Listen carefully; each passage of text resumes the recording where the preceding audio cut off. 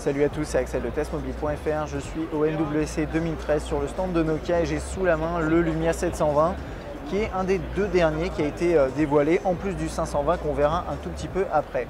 Alors c'est un appareil avec un écran 4.3 pouces, c'est du CVD avec Super Sensitive Touch qui permet de l'utiliser avec des gants, donc un peu comme sur le 920. Et d'ailleurs, hop, je mets le 920 juste à côté pour que vous voyez un petit peu la différence. Hop. Il est un petit peu plus gros, le 920 est surtout beaucoup plus lourd, hein. Ça c'est vraiment quelque chose qu'on voit bien.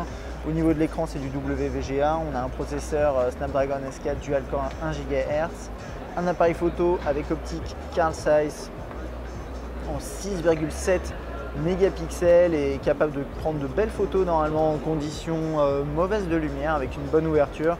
On a une caméra frontale de 1,3 mégapixels. La possibilité de mettre une micro SD pour aller jusqu'à 64. De base, on a, j'ai pas la mémoire sous les yeux, désolé, oui, 8 Go, pardon. Excusez-moi, on a 8 Go et ensuite on peut monter jusqu'à 64 en plus. Donc ça c'est plutôt sympa. 2000 mAh au niveau de la batterie. Que dire de plus, il pèse 128 grammes et c'est là où on voit vraiment la différence par rapport à un 920 qui pesait, il me semble, 180, quelque chose comme ça. C'est assez massif. Et dernière chose, il sera disponible au second trimestre 2013 autour de 369 € en France. On va faire un petit tour sur l'appareil. Donc avec un écran un peu incurvé comme vous le voyez ici. Il fait pas mal penser au 820, hein, mais en plus léger et sincèrement en termes de prise en main, moi je le préfère. C'est vraiment que du bonheur, hein. Ça ressemble beaucoup au 820 mais en plus léger, toujours avec cet écran incurvé ici, très sympathique, des angles comme ça, voilà. La coque ne s'en va pas et d'ailleurs en parlant de ça, avant de faire le tour complètement, oh, attendez, je vais faire ça après.